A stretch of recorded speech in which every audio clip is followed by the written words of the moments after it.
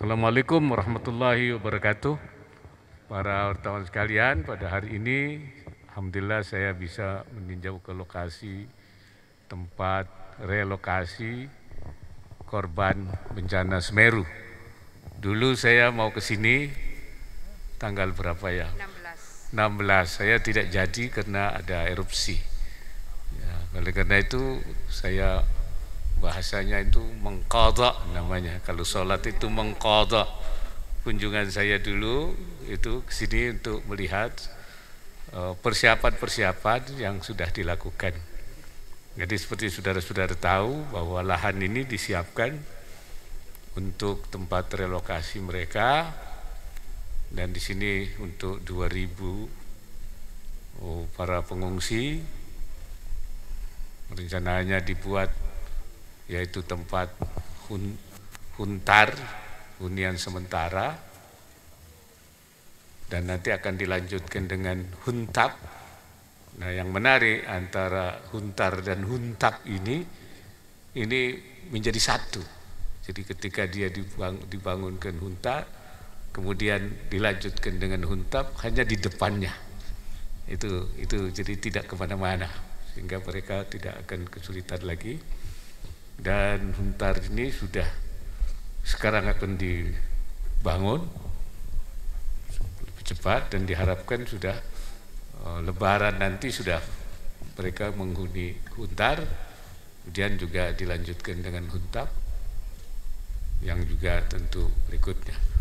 Dan semua dilengkapi. Kalau menurut tadi saya laporan tuh ada pasar, ada kesehatan, ada ruang terbuka, ada sekolah ya, ada tempat olahraga, ada bahkan juga ditempati dengan beberapa tempat usaha seperti kandang terpadu sapi, dan bahkan juga untuk pakan sapinya pun sudah juga disiapkan lahannya.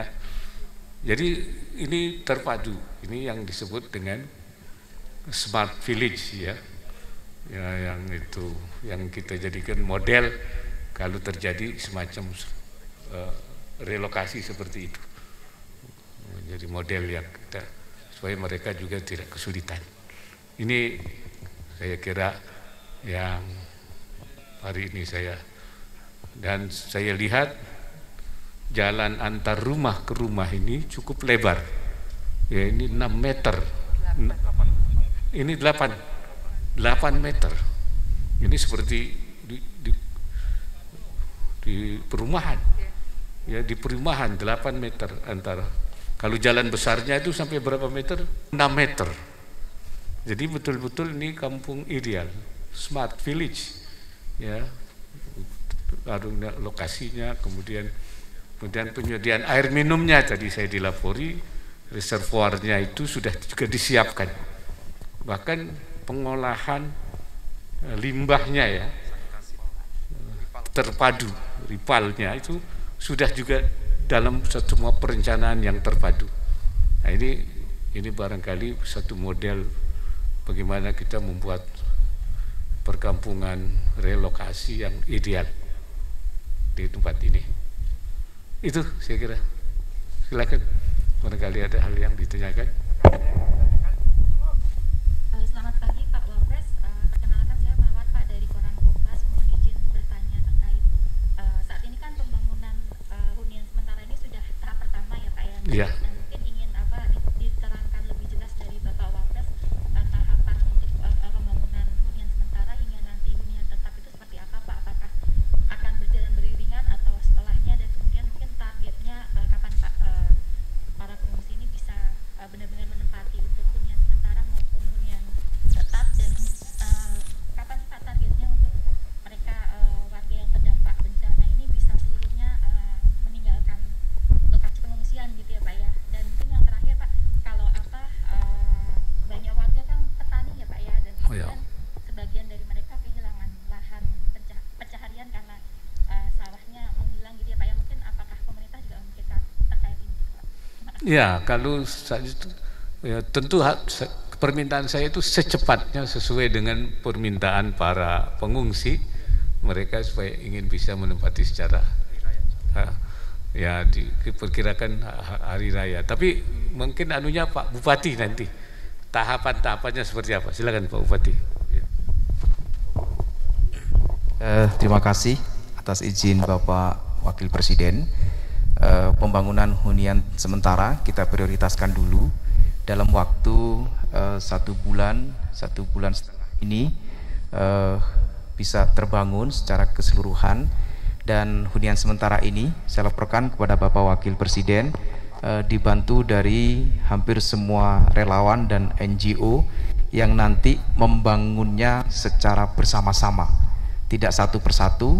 Nanti bloknya sudah kita bagi, blok A NGO mana Lazisnu misalnya, blok B Lazis Muhammadiyah, dan secara bersamaan mereka akan membangun.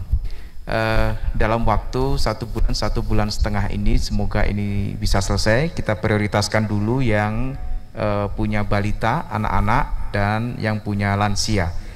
Dan secara beriringan, begitu yang sudah dibangun hunian sementara, hunian tetapnya bisa langsung dilakukan pembangunan.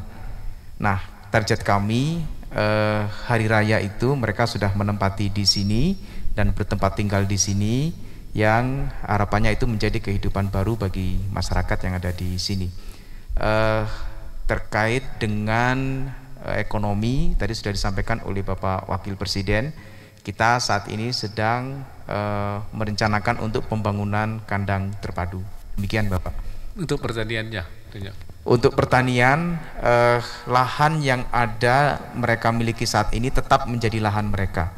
Tentu nanti perlu tahapan mulai pembersihan lahan, dan pertanian yang mereka saat ini menjadi keseharian kehidupan ekonominya, tetap itu akan menjadi lahan pertanian mereka. Tentu butuh waktu Bapak untuk mereka bercocok tanam kembali.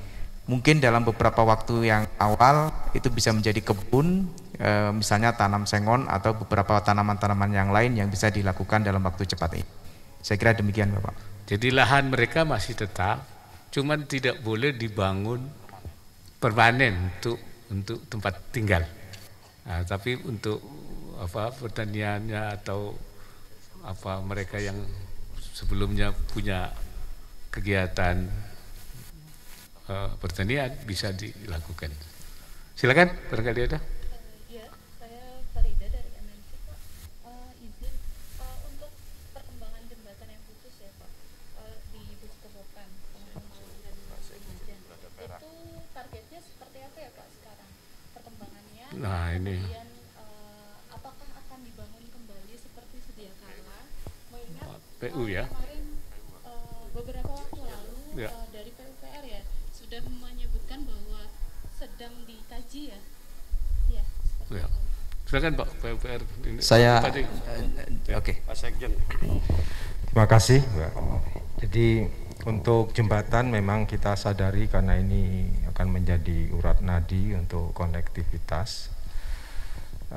Kami sudah melakukan investigasi dalam artian kira-kira kalau harus bikin sementara misalkan jembatan gantung itu akan dikaitkan kemana. Tetapi kemarin kebetulan staf ahli, ada staf khusus yang dikirimkan oleh Pak Menteri 2 orang sudah inspeksi di lapangan untuk memungkinkan kita bekerja lebih cepat. Meskipun sebenarnya masih ada aliran yang diprediksi masih belum bisa kita bekerja untuk permanen. Jadi mohon doanya ini bisa segera kita mulai, tetapi alat berat dan peralatan untuk inspeksi dalam hal ini survei macam-macam sudah di lapangan. Terima kasih. Ya, jadi harapan saya tentu ini segera dibangun. Ya. Dan yang kedua, aliran sungai ini supaya ditata, dilakukan normalisasi, dan jangan sampai ini nanti melebar ke berbagai pemukiman. Jadi supaya lahar kalau terjadi nanti itu tetap berada di jalur.